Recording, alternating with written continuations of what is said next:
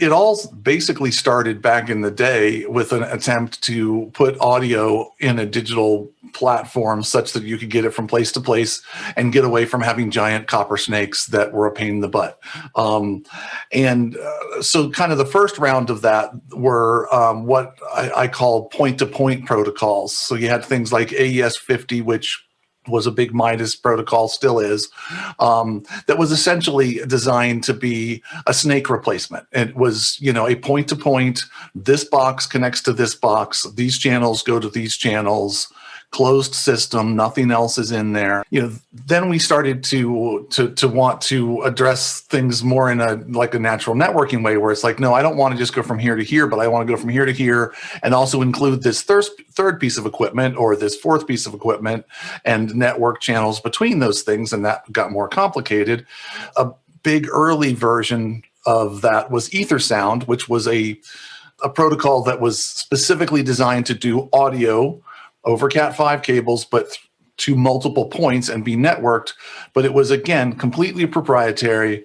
If you, needed to split signals, you needed a dedicated ether sound switch, you needed a dedicated ether sound. Everything had to be, proprietary within the system, which made it expensive. So then a company called Audinate decided, how can we come up with a networking solution that uses off-the-shelf stuff? You've got, LAN networks are becoming ubiquitous.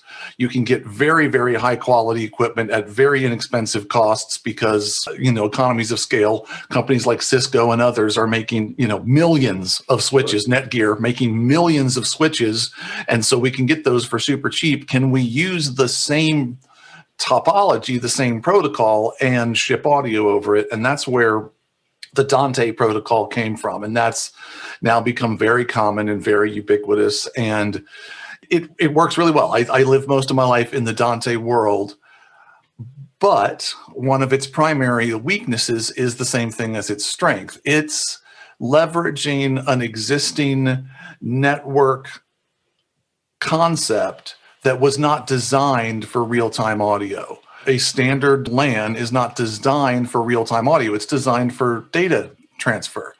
So it's inherently designed to, I'm going to push a bunch of data at you really fast, and then if I need to, I'll pause and let you catch up, and then I'll shove some more data at you, and then I'll pause. Like, it's not designed to be I'm sending you things on a regular basis, and you're getting them on a regular basis.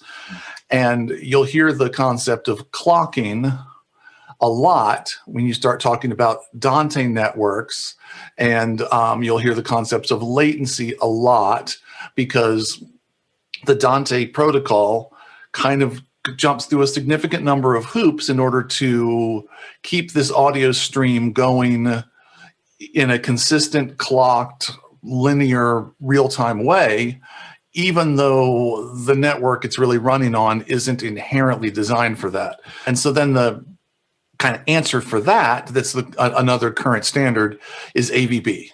And so AVB kind of goes back to the ether sound. And again, I'm oversimplifying all this stuff, so That's great. It's good, I think. But just as an overview, but AVB kind of goes back to the ether sound concept in that, okay, we're going to stop trying to transport audio over a network that wasn't inherently designed for it, so that we can control the clocking and we can tighten up the clocking and we can get latencies lower and theoretically reliability lower. I mean, better, excuse me, not lower, higher, because we're saying we're going to take our device and send it to our device, and we're going to know what those devices are, and we know how they're going to treat our packets. And so they've moved in the direction of a more closed system.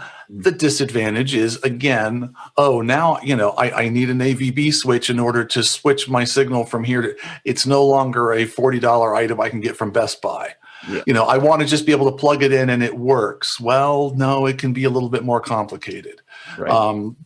But that's a basic overview. I mean, Dante is very reliable. I use it all the time, and it's much less expensive overall to create a very large system, but it's a little bit of a compromise.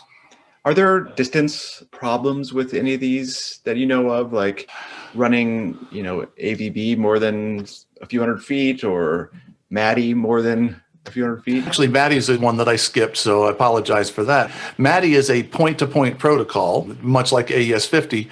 MADI was developed specifically in the broadcasting industry to ride on the backbone of existing video routing systems. So you could put it on a BNC cable, you could put it in a video router. The video router would just see it as digital video, like it, and you could route it from place to place in these existing, very expensive, complicated video routers that were in trucks and spit out a bunch of channels at the other side. But again, it was still a point-to-point. These channels go to this destination, not everything goes to a hub and we can split things off however we want. A lot of the distance limitations are reflected by what the underlying structure it's built on is.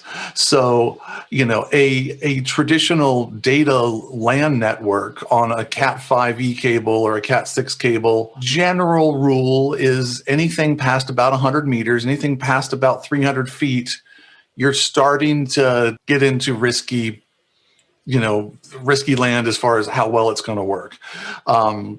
Now, that being said, Dante can be run over fiber because LAN networks can be run over fiber. Once you convert to fiber, all bets are off. You can go across the country. You can go wherever you want to go.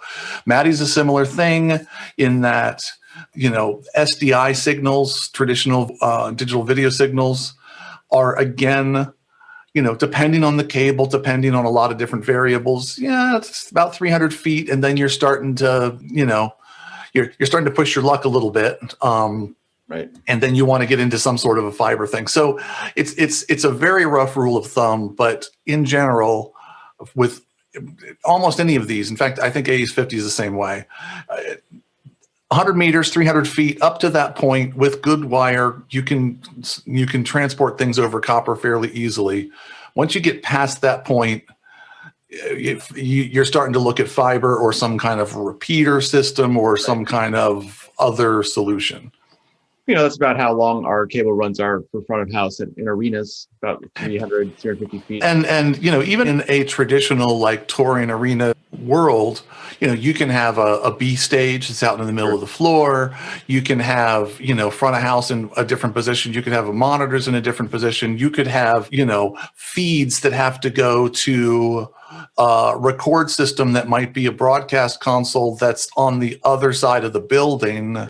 And that's where these networked systems like AVB, like Dante come in handy, because then it's like, okay, I'm going to ship channels 1 through 80 to front of house. I'm going to ship channels 30 through 92 to broadcast because that's what they need. And I'm going to ship returns. You can get these very complicated routing schemes, and everything gets where it needs to go, and you're not running again many giant blue wires because that's no fun at all.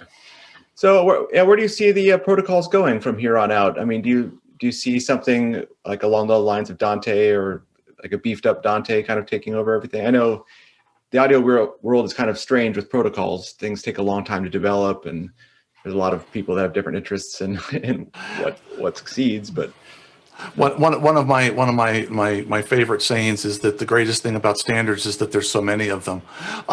As I kind of explained when I was going through the different protocols, the kind of primary, I think right now, the big three are MADI, Dante, and AVB. Those are kind of the big. There's others, and not to discount anything else, but those are kind of the big three. And all three of them exist in certain areas of the industry where they are the best solution for that application.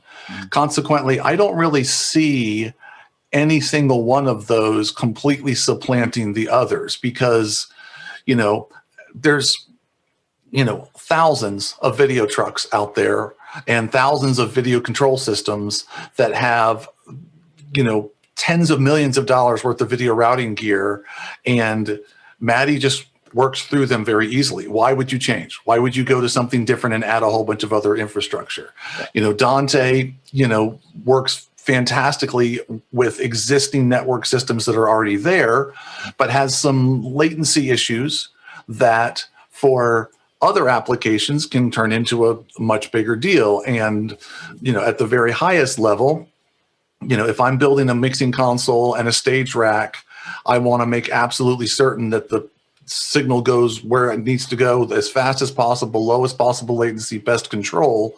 I'm going to go with an AVB system that I can dictate exactly what I want it to be. So they're kind of answering three different things. Yes, there are stakeholders in all three of those as well that are pushing, their particular protocol as the answer to everything. But more importantly, I think they just answer different questions. And honestly, not to completely discount AES 50, which is a bit of a legacy protocol at this point, but it's very inexpensive. And if all I'm doing is putting an X32 and two stage boxes together in a club system, and the distances are 100 feet away from each other, I'm just going to use AES 50. It just works. If you plug it in, it's just going to work. It'll be fine. There's no reason to get more complicated than that. And so for very much simpler systems, a system like AES 50 is the answer. So I think they're all going to continue for a while.